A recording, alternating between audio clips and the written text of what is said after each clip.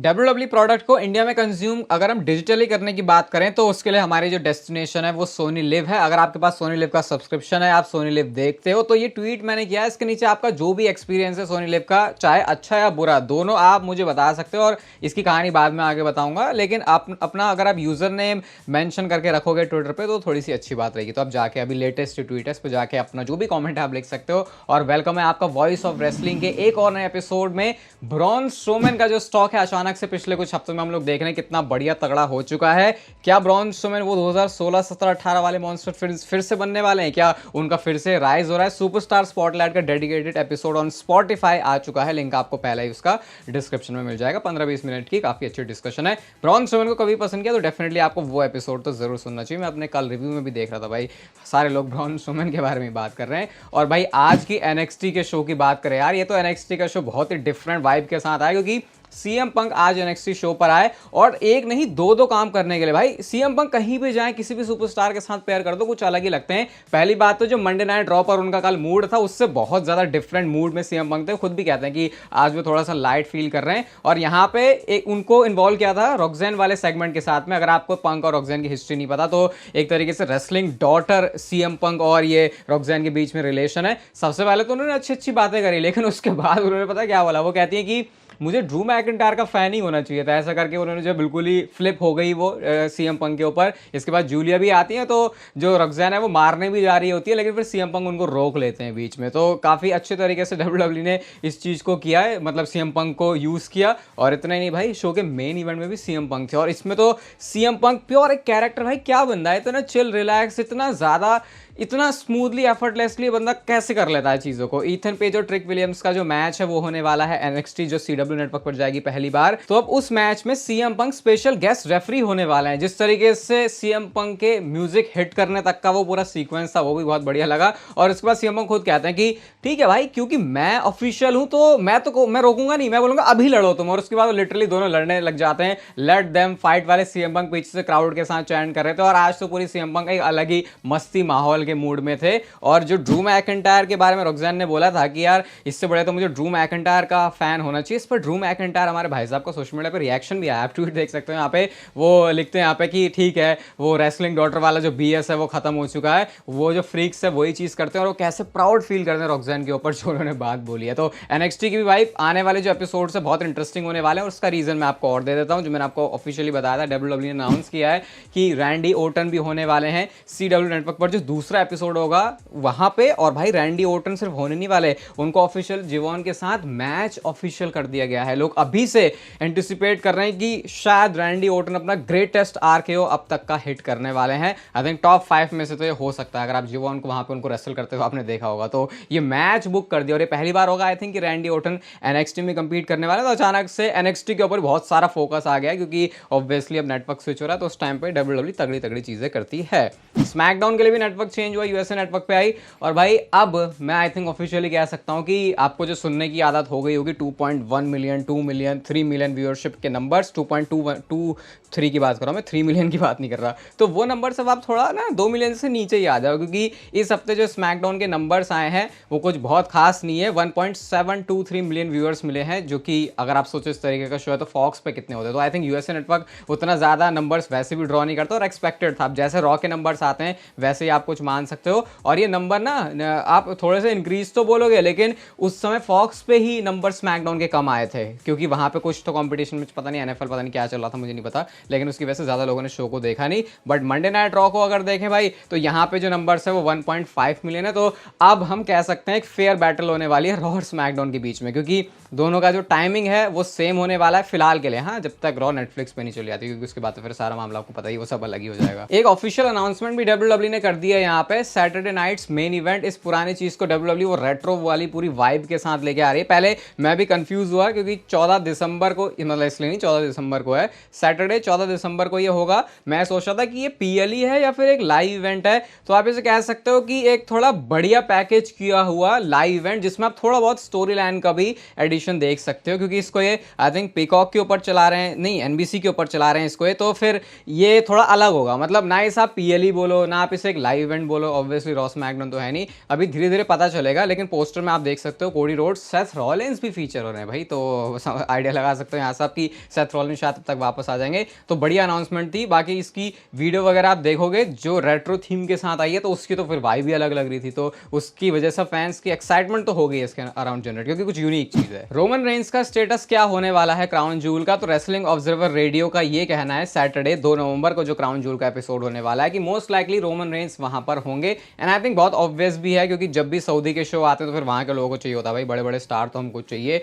ऐसा नहीं हो सकता कि रोमन रेंस वहां पे छुट्टी मार लें, मतलब क्योंकि उनका पे चेक वहां के लिए बहुत ज्यादा बड़ा होता है, पैसे इतने एडवांस में मिल चुके हैं। तो क्राउन जूल में रोमन रेंस होने वाले हैं एंड आई थिंक किसी एक मैच में कंपीट करेंगे, और शायद हो सकता है कि अपना जो पहला सिंगल्स मैच है रोमन रेंस का वो इसी वाले शो से आए, क्योंकि बैड ब्लड में तो आपको पता है वो टैग टीम मैच में है। तो कोई नाम आ रहा है आपके दिमाग में? ब्रॉन्सन रीड और ब्रॉन स्ट्रोमैन का हमने जो वो मूवमेंट देखा था, जब ब्रॉन्सन रीड ने उस फैन को ही उठा के फेंक दिया, तो उसकी यहाँ साइड से आप क्लिप देख सकते हो कैसे ब्रॉन्सन रीड जो है उठा के ब्रॉन स्ट्रोमैन के ऊपर फेंक रहे हैं। और भाई मैं बड़ा खुश हुआ ये चीज़ देख के, कि मुझे लग रहा था कि हाँ भाई इस पे डिलीवर करने की पोटेंशियल है, और डब्ल्यूडब्ल्यू एग्जैक्ट उसी पाथ पे चल रही है, क्योंकि ये डब्ल्यूडब्ल्यू ने बहुत अच्छा किया कि अभी तक हमको मतलब आई थिंक एंड में ब्रॉन्सन रीड हो सकता है थोड़ा सा अपर हैंड ले लें, बट हाँ वो ब्रॉन स्ट्रोमैन का एपिसोड जरूर सुनना स्पॉटिफाई का, आपको कुछ और भी बातें पता चलेंगी इस चीज़ के बारे में। हो सकता है ब्रॉन्सन रीड को वैसे अपर हैंड मिल जाए, लेकिन अचानक से डब्ल्यूडब्ल्यू ने सिर्फ 2-3 हफ्ते में देख रहे हो कैसे कहानी बिल्ड कर दी। तो ये एक्सक्यूज आई थिंक होना नहीं चाहिए कि भाई टाइम दे दो। अगर किसी चीज़ को गुजरे हुए 1-2 महीने का भी टाइम हो गया तो आई थिंक फिर उस पर कुछ एक अपना थोड़ा वर्डिक्ट तो निकाल सकते हैं। वेड बैरेट भाई ये तो लग रहा है कि अब रुकने नहीं वाले, कुछ तो इनके दिमाग में खुरापाती चीज़ें आ चुकी हैं। ड्रू मैकिंटायर के साथ इनकी पॉसिबली फ्यूड हो सकती है। अगर आप मुझे ट्विटर पे फॉलो करते हो तो आपको बहुत सारी अलग अलग चीज़ें भी वहाँ पर पता चल रही होंगी।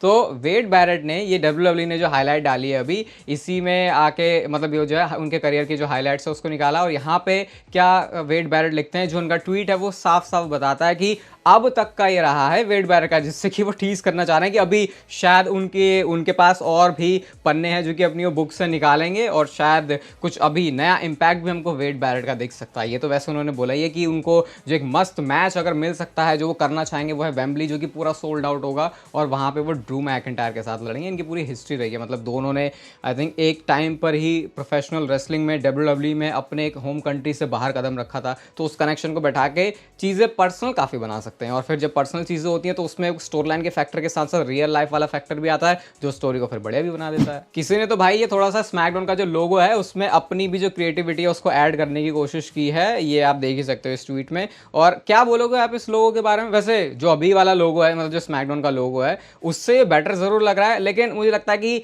डब्ल्यूडब्ल्यू ये भी देखती है कि उसका यूज कैसे हम कर सकते हैं। तो ये थोड़ा सा पंच, मतलब दिखने में ऑब्वियसली ये अभी वाला जो है, मतलब जो भी है उसको थोड़ा सा ऐड ही कर दिया, अभी वाले में ऐड किया, उससे बेटर है। बट आई थिंक डब्ल्यूडब्ल्यू को ये भी होता है ना कि इसको कहाँ पे कैसे यूज करे, इसको प्रिंट भी करना होता है, तो वो प्रिंटेबिलिटी वाला फैक्टर भी देखते हैं, अगर ये कोई टर्म भी है तो उस हिसाब से तो फिर अभी वाला ही ठीक है। बट विजुअली तो आई थिंक ये बेटर है। वो बाकी लोगों की ड्रीम ही रह गया कि वो फिस्ट जो है वो आए, वो इसलिए नहीं आया थिंक क्योंकि डब्ल्यूडब्ल्यू को फिर इसको हमेशा ट्रैवल करके लेके जाना पड़ता है, जो उस घूंसे के साथ फिर सबसे बड़ी प्रॉब्लम हो जाती है। ये बढ़िया है भाई, ट्विटर पे रहने वाले लोगों को तुम खुद ही ट्रॉल कर दो, अगर एक डब्ल्यूडब्ल्यू सुपरस्टार हो तो फिर इससे बढ़िया तो और क्या ही बात है। फिन बैलर ने एक ट्वीट किया है जिसमें कि एक दिन हो चुका है जब से उन्होंने जेडी मैकडोना के साथ अपने वर्ल्ड टैग टीम चैंपियनशिप्स को डिफेंड किया। ऐसा उन्होंने इसलिए किया क्योंकि इससे पहले एक स्टैट बहुत चल रहा था कि कैसे 70 दिन हो चुके हैं फिन बैलर जेडी मैकडोना ने टाइटल को डिफेंड नहीं किया। तो अब उन सारे ट्रॉल्स का जवाब उन्होंने ऐसे दिया कि भाई हाँ, एक दिन हो चुका है जब से मैंने अपने टाइटल को डिफेंड नहीं किया। मेल्जर चिचा की तरफ से ये बातें उड़ते उड़ते सामने आ रही है और उनका ये कहना है कि जो कोडी रोड्स हैं, कोई ऐसी गारंटी नहीं है कि वो रेसलमेनिया 41 तक अनडिस्प्यूटेड चैंपियन ही जाएंगे। डब्ल्यूडब्ल्यू उनकी स्टोरी लाइन, उनका पाथ बिल्कुल चेंज कर सकती है। मतलब बहुत सारे लोगों ने क्योंकि दिमाग में ऐसा डाल लिया ना कि रोमन रेंस का 1300 दिनों वाला रेन टूटा है, यूजुअली ट्रिपल एच को लंबे टाइटल रेन बुक करने की आदत हो गई है, और ऊपर से रोमन रेंस को हराया भी है, तो अब वो तो एक लंबा टाइटल रेन हो सकता है रोमन रेंस के आसपास या उनका आधा कुछ ऐसा रखे। लेकिन मेल्जर ने यहाँ पे चीज क्लियर करी, भाई ऐसी कोई गारंटी नहीं है कि रेसलमेनिया 41 तक कोडी रोड्स चैंपियन ही रहेंगे। डब्ल्यूडब्ल्यू इस पूरे सीजन में, इस पूरे रोड मैप में चीज़ें कुछ चेंज कर सकती है, और आई थिंक ये बढ़िया ही है। मेरे को ये बहुत थोड़ी गड़बड़ चीज़ भी लगती है कि हमेशा हर एक टाइटल रेन को लंबा होने की जरूरत थोड़ी है भाई। ऐसा तो फिर मतलब ऐसे तो फिर वो शॉकिंग वाला एलिमेंट भी चला जाएगा। जहाँ पे वैल्यू है वहाँ पे होना चाहिए। बेकार बात वैसे पता है ये होगी कि अभी तक कोडी रोड्स ने एज चैंपियन कुछ इतना तो स्टैब्लिश किया नहीं, अच्छे मैचेस किए, तो अगर उनसे टाइटल ले लिया तो फिर तो ये डिजास्टर ही लगेगा कि भाई फिर कोडी रोड्स ने हराया ही क्यों रोमन रेंज को। तो थोड़ा डब्ल्यूडब्ल्यू के ऊपर भी खुद का प्रेशर है कि उनको अपने डिसीजन को बैक करने के लिए कुछ तो यहाँ पे बढ़िया करना ही पड़ेगा। जे उसो के सिर पे ये कौन सा श्राप लगा हुआ है भाई, इस ट्वीट में आप देखो जितने भी सिंगल्स मैचेस में जे उसो ने लास्ट अभी पीरियड में कुछ कंपीट किया है, सारे ही मैचेस में उनकी चुल हुई है और वो मैच जीतनी है। वो ऑस्टिन थेरी के पास भी मतलब यूएस टाइटल का मैच, रोमन रेंज के साथ समर स्लैम, फिर वर्ल्ड हेवीवेट चैंपियनशिप के लिए सेथ रॉलिंस गुंथर के साथ, फिर डेवन प्रीस्ट के साथ, और अब फाइनली उनको ब्रॉन ब्रेकर के साथ मिलने वाला है। यहाँ पे तो भाई नहीं लग रहा है ऐसा कोई मौका, क्योंकि ब्रॉन ब्रेकर को इतने टाइम तक डब्ल्यूडब्ल्यू ने बिल्ड करके जब चैंपियन बनाया तो फिर ऐसा कैसे हो सकता है कि ब्रॉन ब्रेकर हार जाए। अगर मैं आपसे पूछूं कि क्या ये सही डिसीजन रहेगा अगर जे उसो इंटरकॉन्टिनेंटल चैंपियनशिप जीते हैं, पर्सनली मेरे ओपिनियन में मैं जे उसो को चाहता हूं सक्सेस करते हुए देखना, लेकिन शायद एक बार फिर से वो गलत कहानी में पड़ गए। बाकी आप क्या सोचते हो? लोगों की जो खुजलियां हैं वो तो मिटती नहीं है। ब्रॉन स्ट्रोमैन और ब्रॉनसन रीड ने क्या मस्त मंडे नाइट रॉ में अपना सेगमेंट दिया। अब लोग यहाँ पे इसके बारे में बात कर रहे हैं कि भाई वो जो दीवार उन्होंने तोड़ी ना एंड में, वो कार्डबोर्ड की थी, तो मजा नहीं आया उसमें। अरे भाई उससे पहले तुमने देखा नहीं कितने बुरे बुरे तरीके से क्या क्या उन्होंने मूवमेंट्स दिए, तो इसके ऊपर जो उनको क्रिटिसिज्म मिल रहा है। मैं भी मतलब यहाँ पे इवन यूट्यूब पे भी ऐसा होता है कमेंट्स में कि मैं कोई चीज़ बताता हूँ केफेब में रख के उसको, क्योंकि मैं भाई बहुत सारी चीज़ें मैं आपको एक पॉइंट पर जाके बताऊंगा जो कि मैंने नहीं बताई हैं आपको अभी तक, क्योंकि वो करंट स्टोरी लाइन का पार्ट है, उसको बाद में कभी बताएंगे ताकि अभी का मजा ना खराब हो। लेकिन कुछ लोगों को लगता है भाई सब कुछ भाई सिर क्यों नहीं फोड़ दिया, तो ये तो मुझे समझ में नहीं आता। अरे भाई क्या हो गया अगर वो वाला मूवमेंट वैसे उन्होंने दिखा दिया, मजा नहीं आया उसको देख के, तो ये चुल है भाई। आई थिंक ये वो रेसलिंग फैन है जो असली रेसलिंग का मजा खराब करते हैं। थोड़ा टॉक्सिक या ट्रॉल्स तो फिर भी ठीक है, लेकिन ये क्या बात है भाई, कार्डबोर्ड की दीवार तुमने तोड़ी है तो क्या मतलब स्टील की लाते हैं वहां, या क्या कंक्रीट की लेके आते हैं? दूसरी साइड होती है सिक्के की, और ये है वो रेसलिंग फैन जो कि रेसलिंग को नेक्स्ट लेवल पे लेके जाते हैं। भाई साहब को देखो भाई, अपनी वेडिंग पे ये रोमन रेंज के थीम म्यूजिक पे आए, रोमन रेंज का पायरो भी लेके आए, और साथ में उस चैंपियनशिप को भी उसी स्टाइल में रेज करते हैं जैसे रोमन रेंज करते हैं। तो इन्होंने अपनी जो वेडिंग है उसको बहुत ज्यादा मेमोरेबल बना दिया। मैं सोच रहा हूँ कि चलो हम डब्ल्यूडब्ल्यू फैंस तो उसको समझ रहे हैं, लेकिन जो बंदा या जो बंदी वहां पे डब्ल्यूडब्ल्यू नहीं देखती होगी वो क्या सोचेगी, ये क्या कर रहा है बंदा अपनी शादी में। ब्लड लाइन का अगला बड़ा सरप्राइज जो कि शायद अभी आपके लिए स्पॉइल हो सकता है यहाँ पे, तो देखो अब अगर आप यहाँ से नहीं सुनना चाहते तो आप इस वीडियो को यहीं पे छोड़ के जा सकते हो। बट अब मैं ब्लड लाइन के बारे में एक ऐसी चीज बता रहा हूँ जो कि एक और नई दिशा में इस पूरी स्टोरी को लेके जाएगी। ये मेल्जर की तरफ से बात आई है, बट ऑब्वियसली इसके पीछे हमारे पास बहुत सारी और चीजें भी हैं। हिकू लियो के बारे में मैंने आपको बताया था कि डब्ल्यूडब्ल्यू ने उनको ऑफिशियली साइन कर लिया है,